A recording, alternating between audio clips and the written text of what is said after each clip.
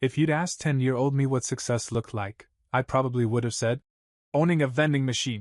Or, being able to afford 2 sodas a day. Now at 28? Success looked like 432,000 Amex travel points.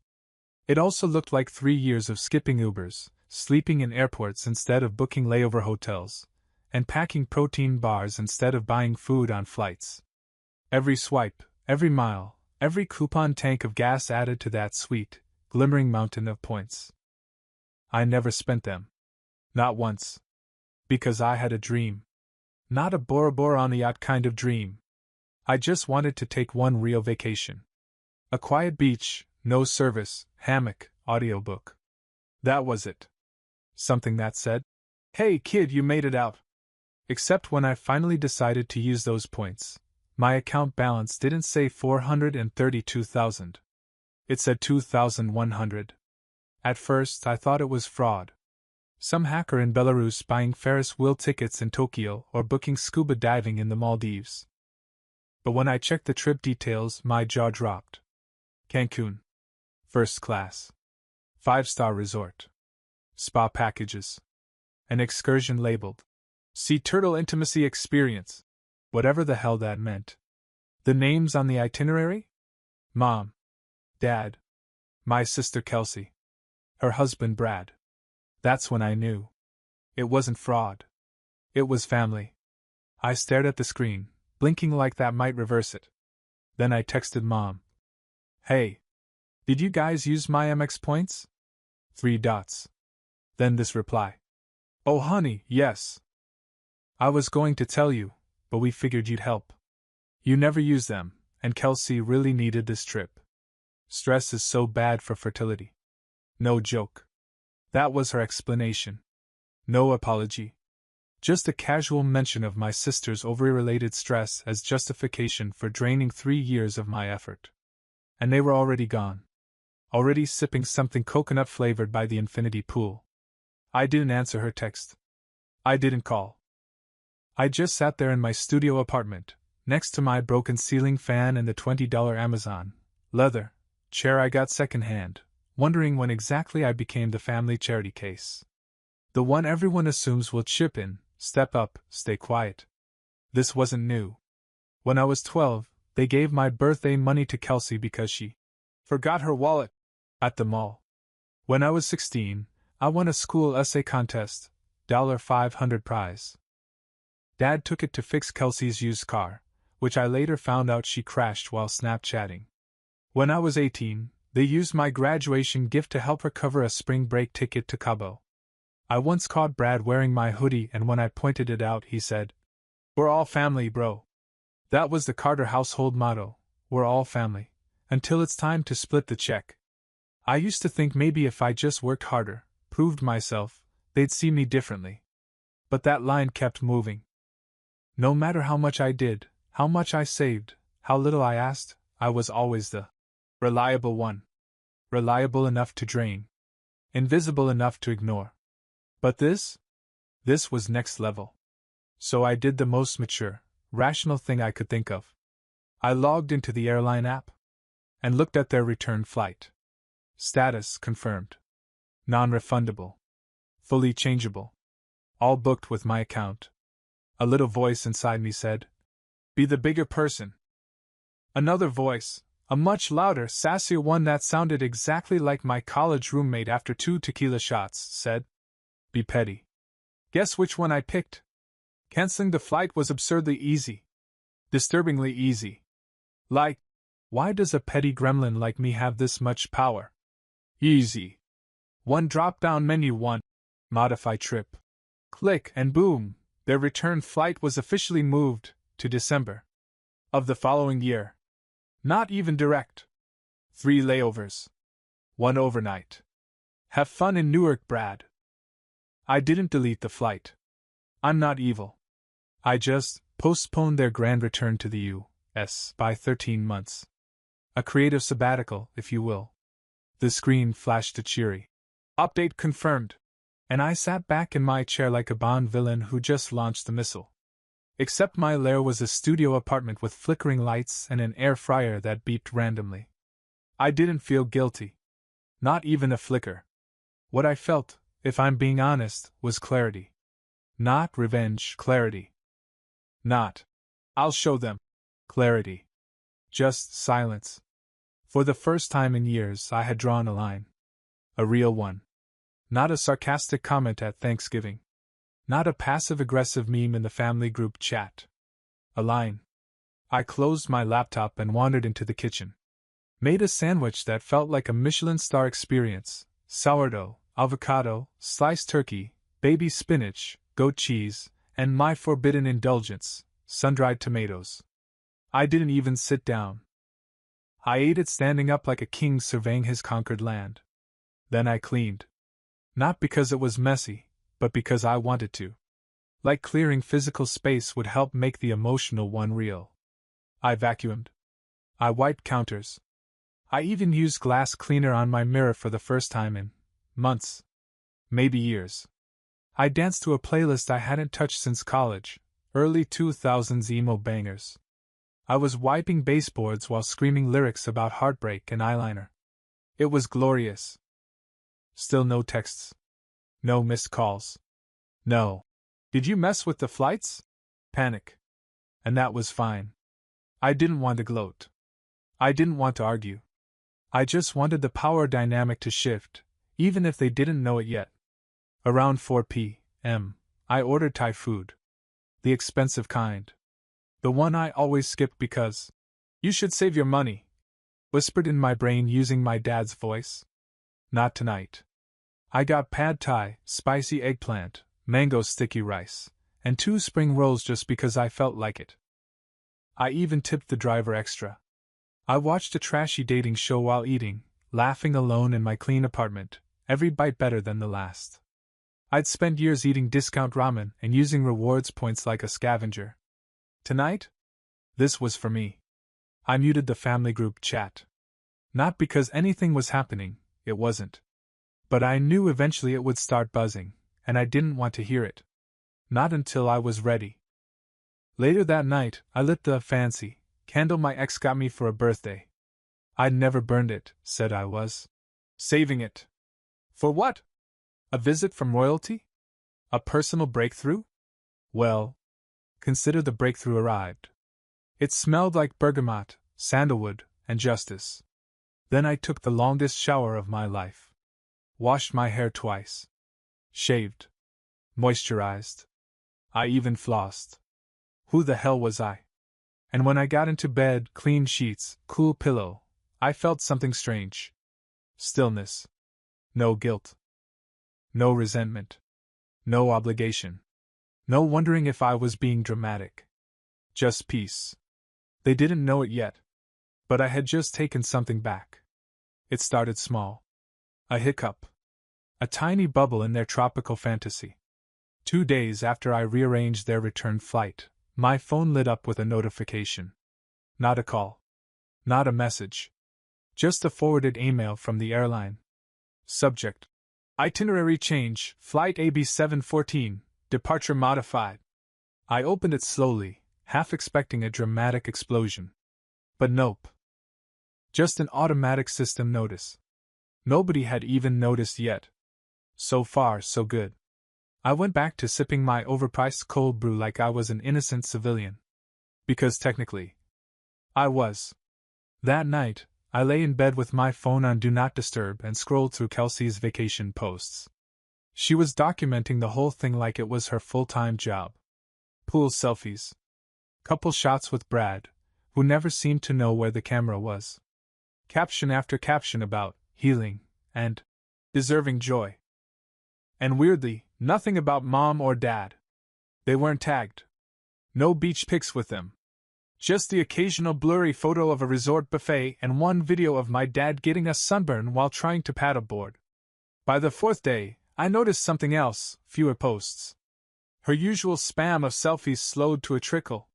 One story, late at night, a video of her and Brad arguing quietly in the background while she filmed her mojito like everything was fine. I didn't tap through. I watched it 3 times. Each time, I noticed something new. Her forced smile. Brad glancing at the camera, annoyed. The way her voice cracked slightly when she said, Best trip ever. And that's when it hit me. They still didn't know. They had no idea I had changed anything.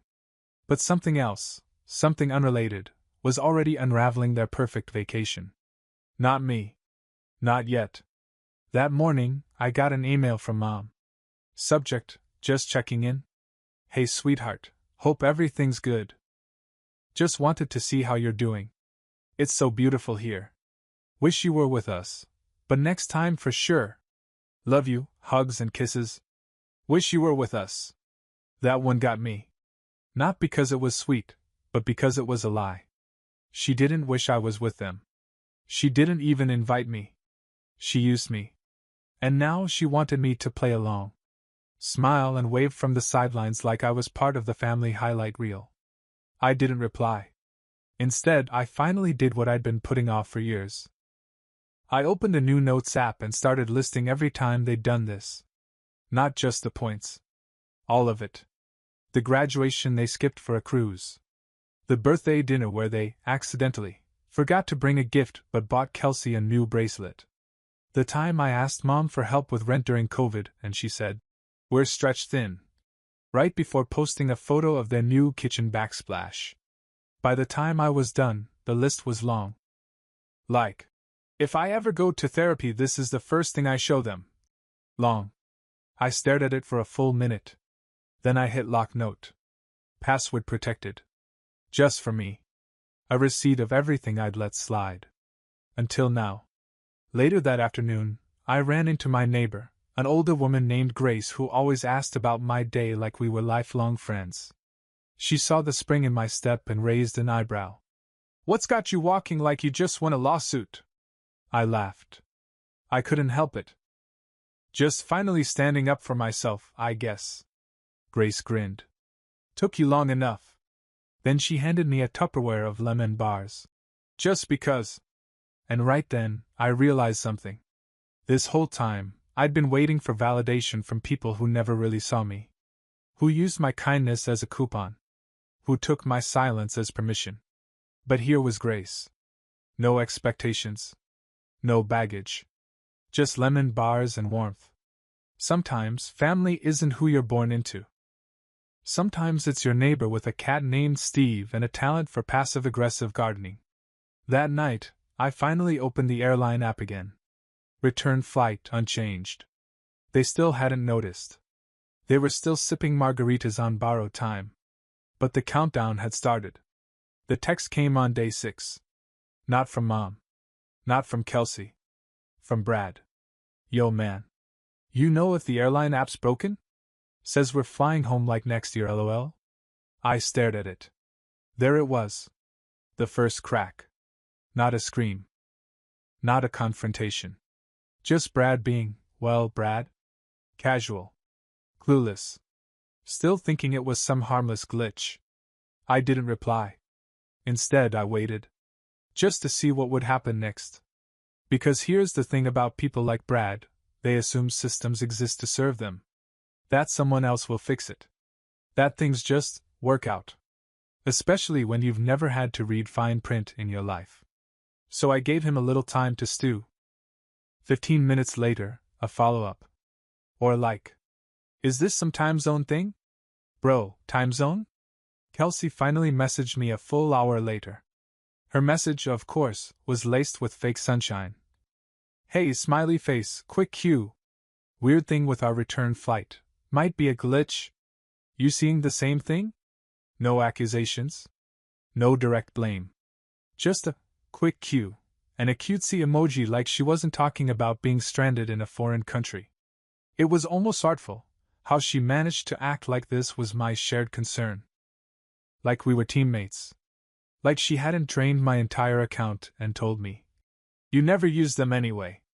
I didn't respond. I went to work instead. That day, I installed a ceiling fan for an elderly couple who paid me in both cash and banana bread. Their granddaughter had drawn a crayon thank you note that said, "You fixed the wind." That note went straight onto my fridge. Meanwhile, back in paradise, the Carter family group chat finally came to life. "Mom. Flight thing is strange. Can you check with the airlines, sweetie?" "Dad. What did you do?" Kelsey. We're not mad, we just need to understand what's happening, okay? Like, please. This is serious. They still didn't get it. They thought it was some error I could magically fix. The airline app wasn't broken. It was working perfectly. It had processed their itinerary change with pristine corporate efficiency. I just didn't change it back. That night, they started sending screenshots. Circle icons next to their names, showing frantic attempts to call. My phone stayed on silent. I watched Netflix, did laundry, and painted a patch on the wall I'd been meaning to touch up for months. They were still on the other side of the world, still technically in paradise. Palm trees, buffet stations, spa discounts. But now there was something different in their posts.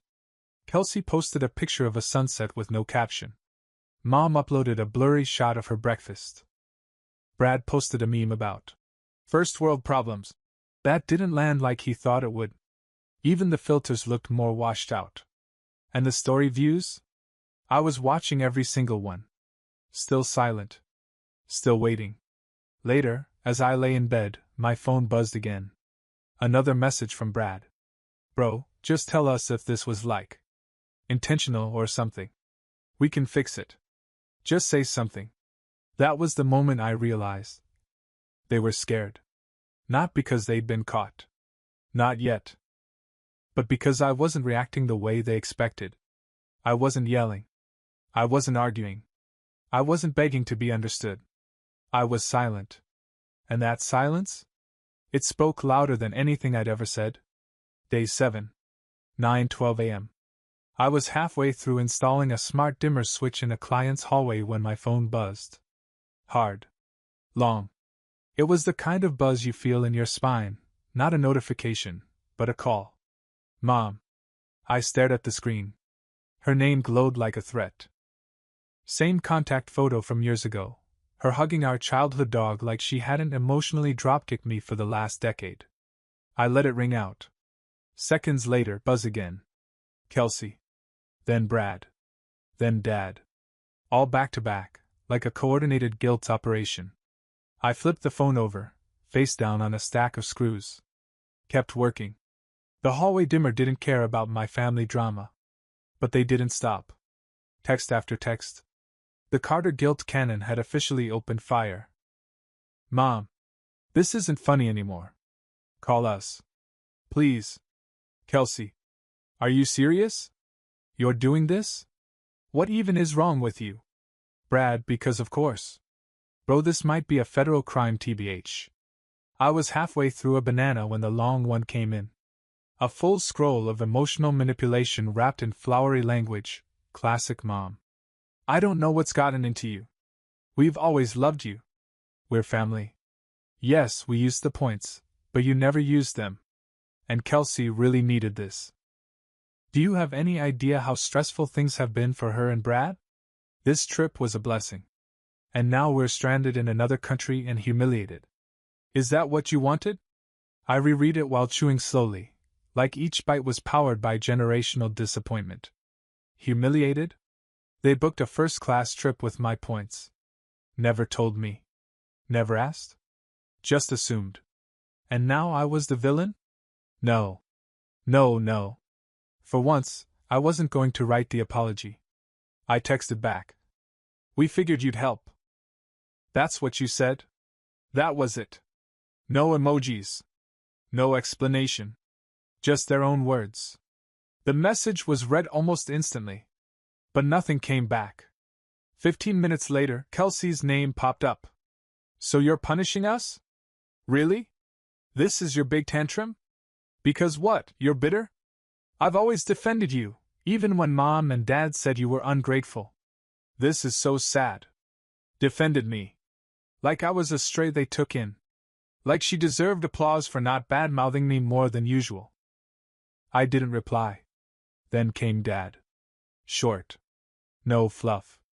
Just fix this. Or don't bother coming home. That one sat different. Home. Like that word still meant something. Like I hadn't already spent half my life trying to earn it. I stared at the message until the screen dimmed. Then I turned the phone off completely.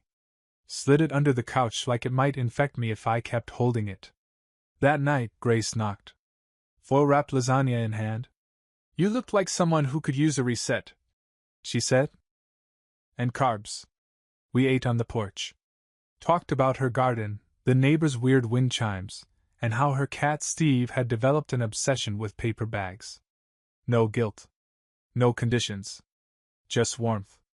I thought about how many years I'd spent justifying people's cruelty because of their titles: Mom, Dad, Sister.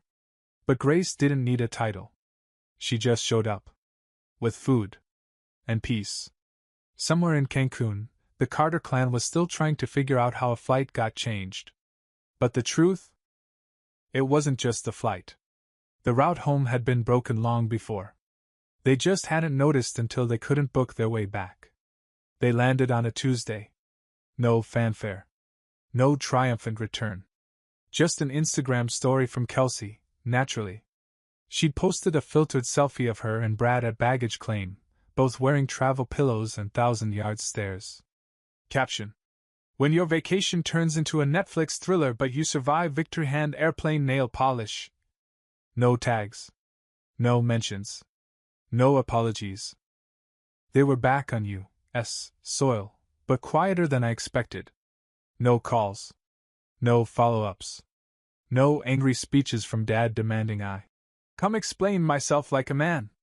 Just silence. And that's when it hit me.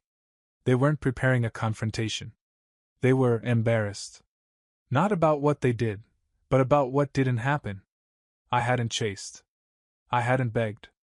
I hadn't asked for forgiveness or even acknowledged the whole mess. I just kept living. That unsettled them more than anything. 3 days went by. I went to work. Wired a smart garage opener for a dentist with 5 cars and no sense of humor. Helped Grace fix a tripped breaker. Took my neighbor's kid out for ice cream after her piano recital. I didn't think about them. Not because I didn't care, but because for the first time, I wasn't required to. Until Saturday. I was fixing a flickering porch light when I heard it, a soft knock on my front door. Not the aggressive, "Let me in," knock I was expecting, but one that almost sounded unsure. I wiped my hands, walked to the door, and opened it. Mom. Standing there with a tray of lemon bars. Lemon bars. Copying Grace's move. Almost hilariously obvious. I blinked at her. For a second, I honestly thought she might be lost. "Hi, sweetheart," she said. Like this was just a casual visit. Like she hadn't gone nuclear a week ago and accused me of destroying the family.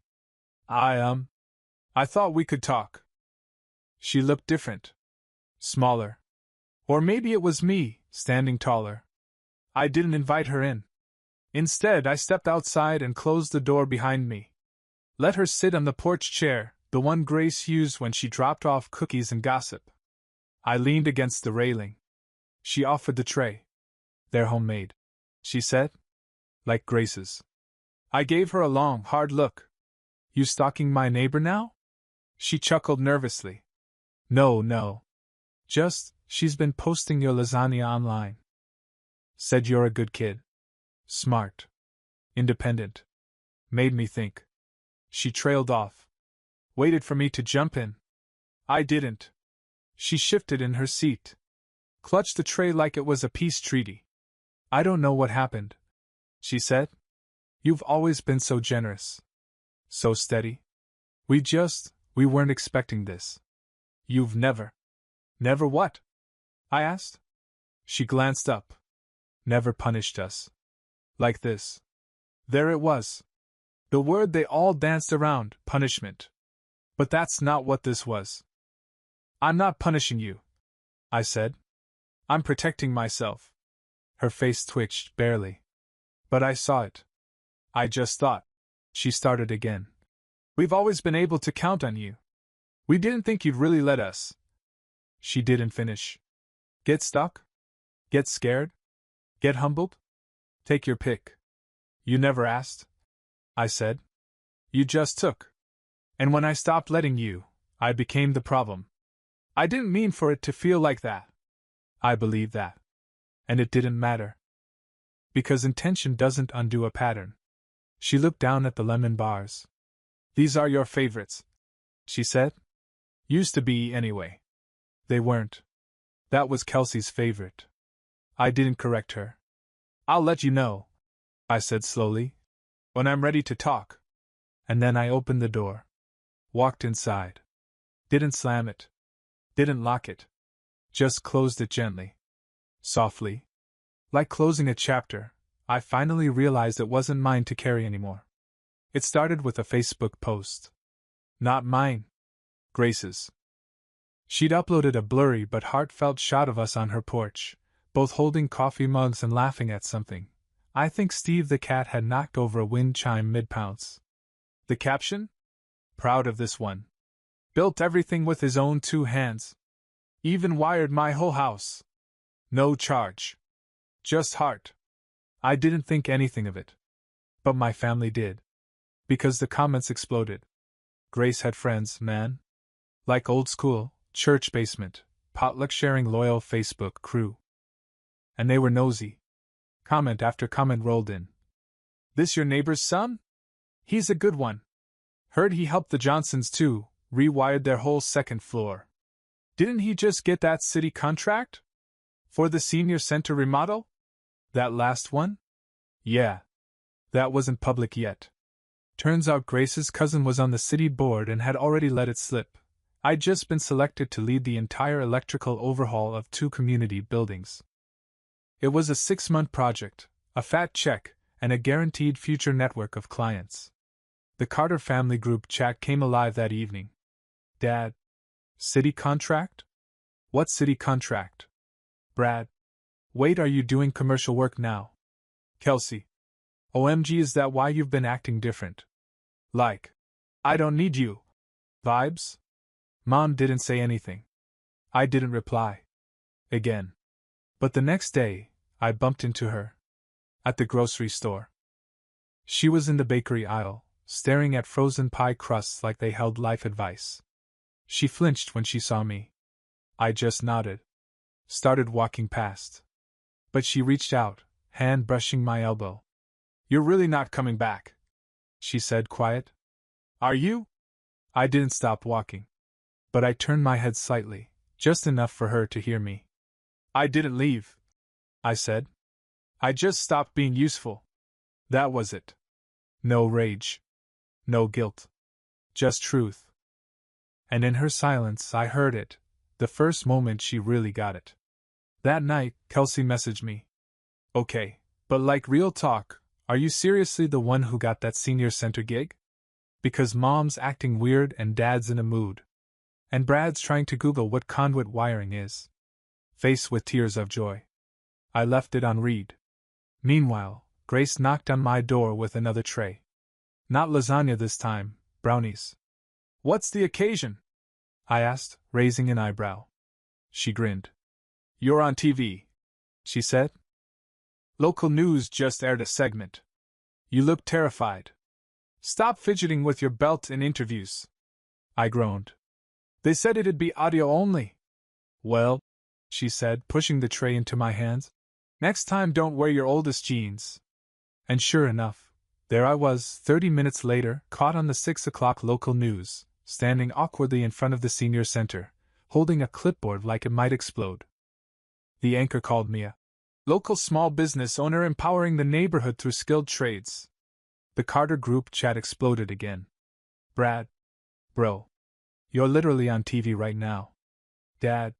Why didn't you tell us? Kelsey. I told them you were doing well. They didn't listen. Mom. We're proud of you. I stared at that last message. 4 words. Years late. Still, they didn't land. Because it wasn't pride. It was panic. The realization that I'd stopped orbiting their lives. That I didn't need them to see me anymore, because others already did. Grace. The community. The city. Even Steve the cat, who now claimed me as furniture. I'd built something real. And the best part? I didn't owe anyone an explanation. Sunday morning. Quiet. Still. I was sipping coffee on the porch when the group chat lit up again, this time with urgency. Dad. We need to talk. Now. Mom. Can we come by? Please. It's important. Kelsey. It's about the flights. Flights? I blinked. Scrolled back. There it was, a forwarded email. Apparently, they'd booked another vacation. Cabo this time. Used the last of their own airline credits and tried to top off the reservation using my new points. Except they couldn't. Because I'd moved them. Months ago, actually, after they'd used me the first time, I set up a whole new rewards account under my business LLC. New login. New card. New everything. They weren't even denied. They were flagged. Security notice. Attempted use of unauthorized credentials. Frozen. Their names were now marked for account review. I could almost hear the family dinner argument that followed. And then, silence again. For hours. Until around noon, when I got a text from Brad of all people. Dude. You locked us out. The miles. The upgrades. Everything. Then, a follow-up. Not cool, man. Not after everything we did for you. I laughed. Actually laughed. Everything they did? I built their deck. Wired their garage. Lent them money I never saw again. Babysat. Cooked. Moved furniture. Bought groceries. Sat through birthdays where I wasn't acknowledged and holidays where I played photographer but was never in the photo. And now I was not cool for protecting myself? I didn't reply. Instead, I took a walk. Downtown. Past the community center I was now remodeling. Past the library I'd volunteered at. Past the corner cafe where Grace had made a chalk sign that said, "Coffee's on us, electrician guy." People waved. Nodded. Called me by name. I felt known. Not tolerated. Not used. Not the backup sibling or walking ATM. Just me. That night, another knock. I opened the door to find an envelope taped to it. No one in sight. Inside was a letter. From Mom. I don't know how we got here. You were always the easy one. The dependable one. We didn't mean to take advantage. But maybe we did. I see now that we hurt you. And I'm sorry. I hope someday you'll come back. I sat on the couch and stared at it. Folded it once. Twice. Slid it into a drawer. Then I opened my laptop. Typed one sentence. Please remove the following users from all associated accounts, names listed. Click. Sent. No rage. No last words. Just closure. And one last quiet moment as I sipped my coffee again, watching the sun dip low, while somewhere in a group chat, someone asked, "Wait, why can't we check in for the return flight?"